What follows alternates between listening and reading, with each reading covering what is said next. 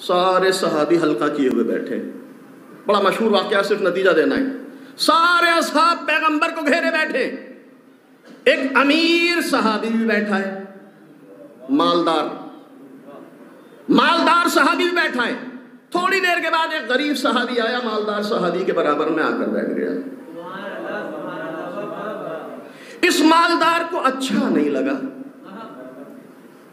ہمارے بھی سماج میں بہت سے لوگ ایسے ہیں جو دولت کے نشے میں مبتلا ہیں۔ ہم ہر کسی کے پاس نہیں بیٹھتے، ہم ہر کسی کو اپنے پاس نہیں بٹھاتے۔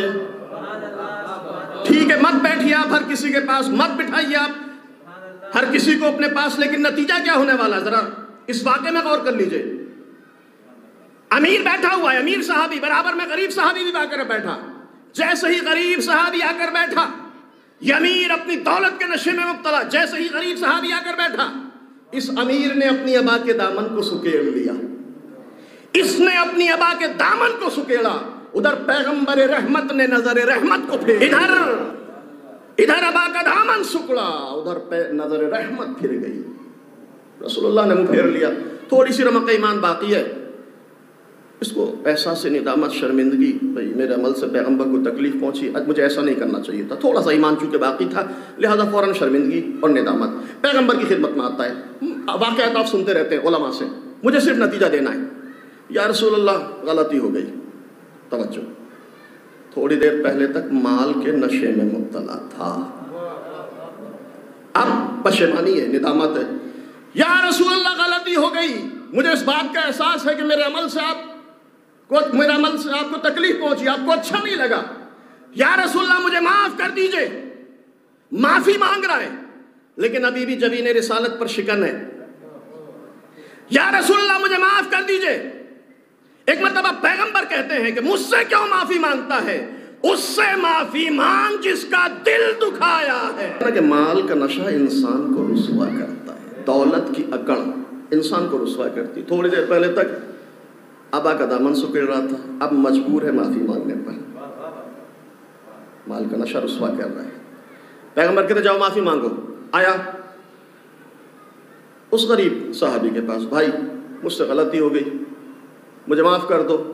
ادھر پیغمبر نے دور سے اپنے اس غریب صحابی کی طرف دیکھا، آنکھوں میں کہا کہ معاف کرنا صاحبان کرامت کی علامت ہے، معاف کرنا صاحبان کرامت کی علامت۔ یہ غریب کہتا بھائی میں نے بھی معاف کیا، میرے رسول نے بھی معاف کیا، میرے خدا نے بھی معاف کیا، معافی ہو گئی، واقعہ مکمل ہو گیا۔ غریب اپنی جگہ بیٹھ جاتا ہے، امیر اپنی جگہ بیٹھ جاتا ہے۔ عزیزو ظاہر میں واقعہ مکمل ہو گیا، لیکن واقعے کا تتمہ بھی باقی ہے۔ غریب اپنی جگہ پر، امیر اپنی جگہ پر، لیکن غریب معاف کرنے کے بعد بھی مطمئن، امیر معافی مانگنے کے بعد بھی مضطرب، پریشان ہے، سکون نہیں مل رہا ہے، کروٹیں بدل رہا ہے۔ تھوڑی دیر کے بعد پھر آتا ہے غریب صحابی کے پاس، مال کا نشہ انسان کو رسوا کرتا ہے۔ تھوڑی دیر بعد آتا ہے غریب صحابی کے پاس، بھائی تو نے معاف تو کر دیا لیکن میرا دل مطمئن نہیں، میں پریشان ہوں، دل کو اطمینان نہیں ہے، آسودگی نہیں ہے۔ بھائی کیا چاہتا ہے؟ توجہ کیجیے گا عزیزو، یہاں علماء موجود ہیں، ایک بات کہنا چاہتا ہوں۔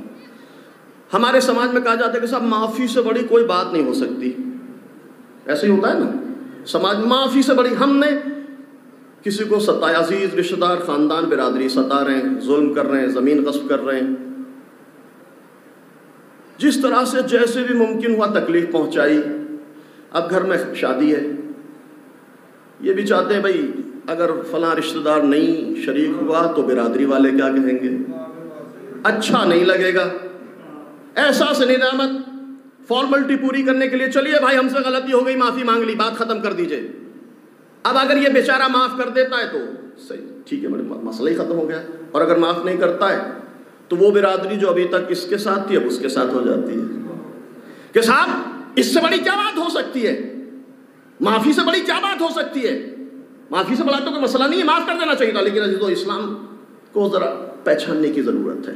معافی مکمل معافی ہو گئی تھی، واقعہ ختم ہو چکا تھا، لیکن یہ امیر معافی مانگنے کے بعد بھی مطمئن نہیں ہے، مضطرب ہے، پریشان ہے۔ آتا ہے غریب کے پاس، بھائی تم نے مجھے معاف تو کر دیا، میرا دل مطمئن نہیں ہے، کہ مجھ سے کیا چاہتے ہو؟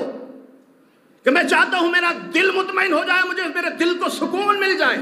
کہ میں نے تمہیں معاف تو کر دیا تھا, سکون مل جانا چاہیے تھا.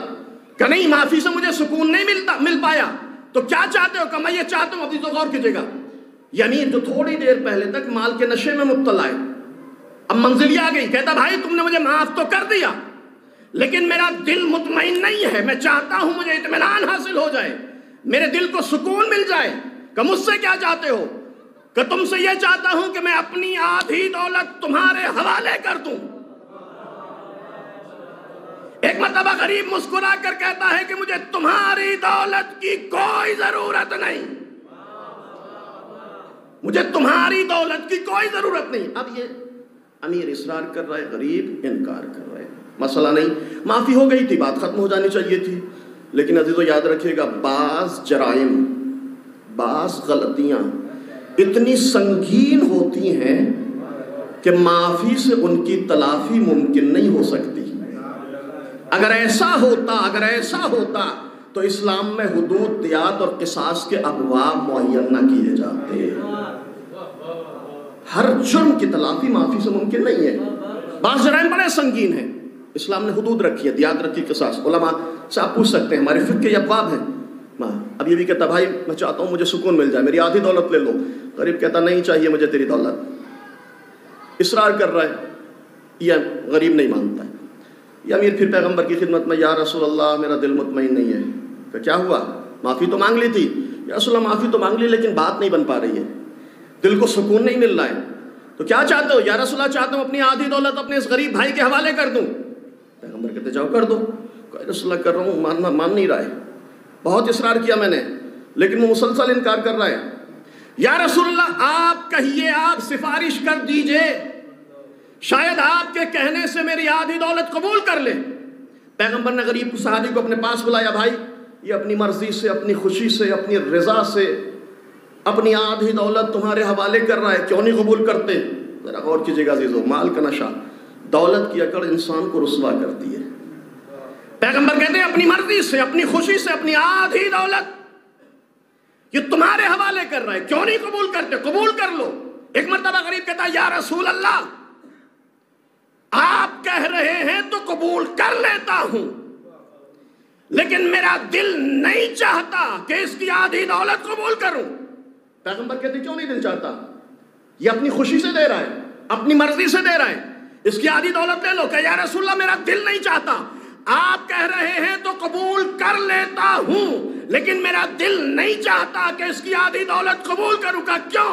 کہ یا رسول اللہ ڈر اس بات کا ہے کہ اگر اس کی آدھی دولت قبول کر لوں تو ڈر اس بات کا ہے کہ جو عقل اس کے اندر تھی وہ میرے اندر نہ آ جائے.